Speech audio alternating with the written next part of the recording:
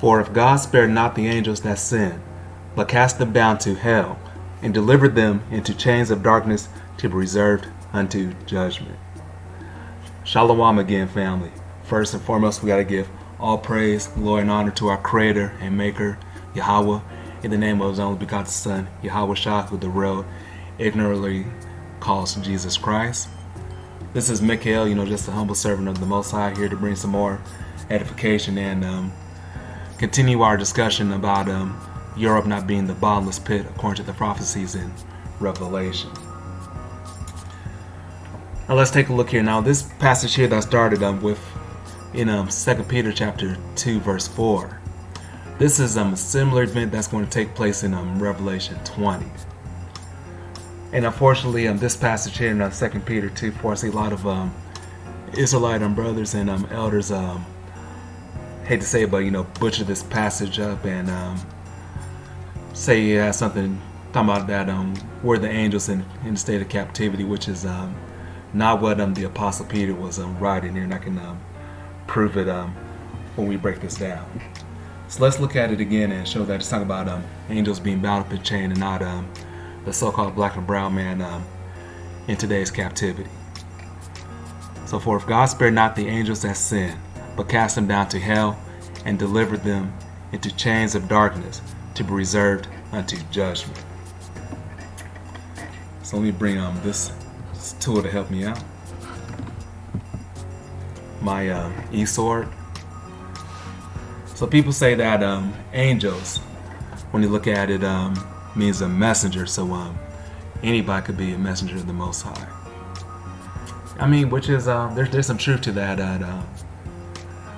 It could be a prophet, a Most High servant, or angel up in heaven. But this passage, when you read this with understanding and clarities, is I'm talking about the angels of the Most High, that used to dwell in heaven. When we examine this with a microscope, check this out. So if God spared not the angels that sinned, but cast them down to hell. So a lot of people say that hell doesn't exist, that we're living in hell now, but that's not hell or Hades according to Bible terminology. And this is a special word here. If you just took a few seconds to look it up, check this out. Strong's G5020, which is Tartaru. So this is not Hades, but this is Tartaru, which is the deepest abyss of Hades. So you get that? The deepest abyss of Hades. So this is the deepest region of Hades, or hell then. So this has nothing to do with the modern day Israelites in our condition, and it just takes a few seconds just to look these words up in their original terminology. So let me try to read it now that we know what hell is referring to in this passage. For if God spared not the angels that sinned, but cast them down to Tartaru, and delivered them into chains of darkness to be reserved unto judgment. So this passage is making clear that's talking about angels being bound in chains. So why can't we accept that in Revelation 20 then, that Satan's going to be bound in chains? Let's get there now. Revelation 20, let me make this wide. Revelation chapter 20 verse 6. And I saw an angel come down from heaven, having the key of the bottomless pit and a great chain in his hand. So when it says angels coming down, this means that the Most High sent him. And he laid hold on the dragon, that old serpent, which is the devil and Satan, and bound him 1,000 years. So doesn't that sound similar to what we read in 2 Peter 2 verse 4? So if the Most High had angels bound in the past, then why can't he bound Satan in the future in chains in the bottomless pit in the future time coming? So verse 3, and he cast him into the bottomless pit and shut him up and set a seal upon him that he should deceive the nations no more. And we established what the bottomless pit was. Let me get my tools, which is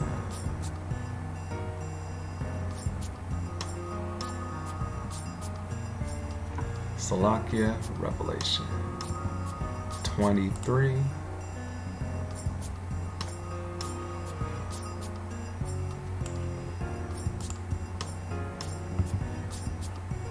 So that bottomless pit is Strong's G12, which is Abasus, which is the abyss, deep, bottomless pit. Then,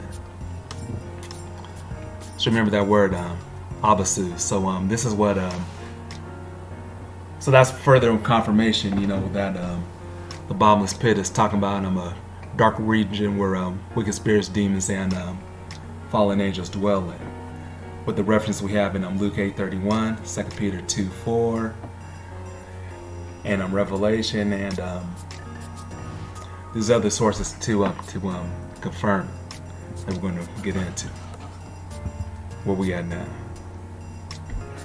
Now, some people say that try to say that angels can never sin or operate outside the will of the Most High, so that's impossible. That it's impossible for angels to sin. Well, this is Job chapter 4, verse 17. Check this out. Let me get see if I can stretch this out. Okay, Salakia. Job chapter 4, verse 17 says, "Shall mortal man be more than just God?" Oh, Salakia, I need Job 4:18. Salakia.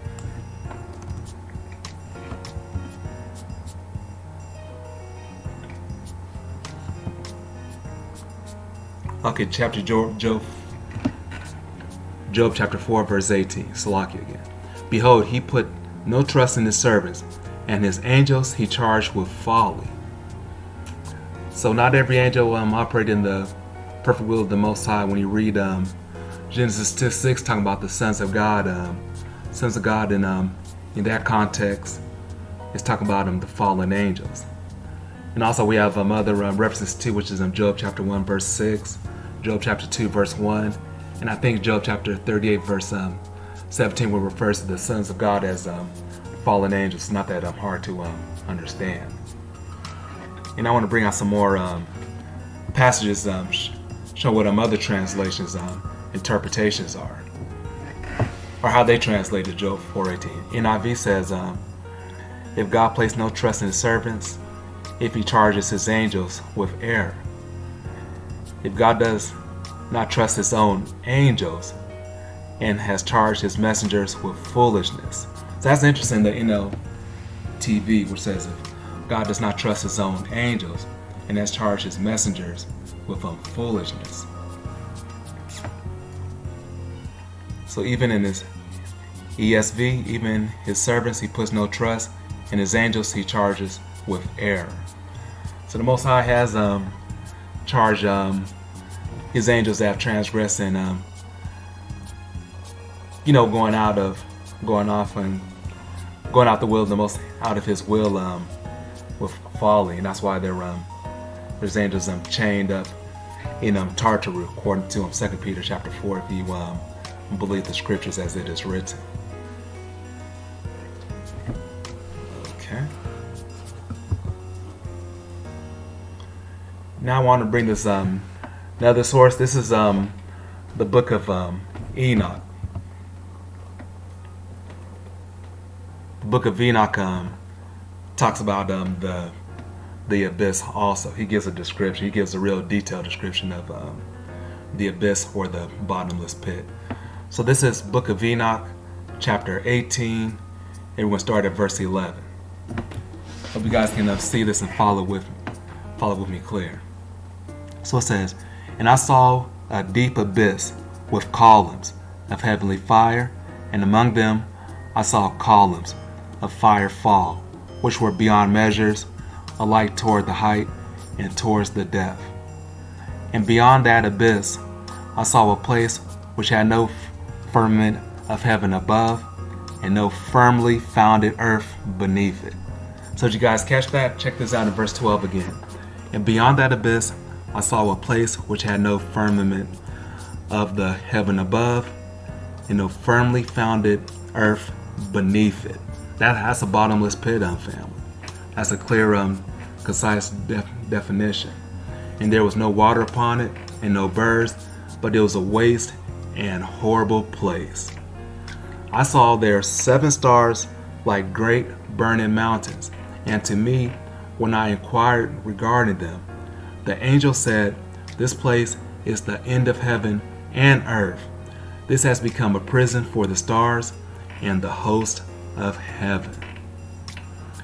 So this abyss or bottomless pit that Enoch had the privilege to see is a place for the fallen angels and the fallen host of heaven. The host of heaven, not the host of earth. So that's what Peter was referring to when he wrote 2 Peter 2:4. "And the stars which roll over the fire are they which have transgressed the commandment of the Lord in the beginning of their rising, because they did not come forth at their appointed times. And he was wroth with them, and bound them till the time when their guilt should be consummated, even for 10,000 years." So the book of Enoch is real deep. It has a lot of gems. It's a shame that it's looked at as bogus and taboo in Israel, when it has a lot of wisdom, and it definitely helps you helps connect a lot of dots and give you fuller understanding of the scriptures. And when you read it, you learn that the lake of fire was created for the fallen angels and the fallen host of heaven. And it was not intentionally intended for mankind. But because we sin and transgressed the Most High, is going to be those of us that are living a life outside the will of the Most High will be in the lake of fire too, when the Most High never intended the lake to be for us. And finally, I want to finish with this Bible passage in Acts chapter 17. Let's see if I can find it. Acts chapter 17, verse 10. "And the brethren immediately sent away Paul and Silas by night unto Berea, who come thither, went into the synagogue of the Jews. These were more noble than those in Thessalonica, in that when they received the word with all readiness of mind, and searched the scriptures daily, which those things were so." So when we need to be like the Bereans, no matter if it's your favorite elder or brother I'm teaching, or me or whoever's teaching, you need to not take nobody's word for what's being brought up, but you need to check behind them and verify what's being taught holds up to the word of the Most High. That's everybody's responsibility. You just can't take nobody's word for granted. So the scriptures encourage you to be wise as the Bereans. There's a lot of people giving out some amazing breakdowns. It sounds good. They have charisma. They have a good flow in their amazing deliveries. But does it hold up? Does it line up with the word of the Most High? That's what you should say at the end of the day. You need to learn these breakdowns for yourself, instead of just trying to regurgitate them. So that was just my final thoughts, that Europe is not the it's not the bottomless pit that in the book of Revelations is talking about. I'm not a Revelation genius, because this is definitely a serious book, but I definitely know for sure that the bottomless pit is not Europe. Again, I want to give all praise, honor, and glory to the Most High God.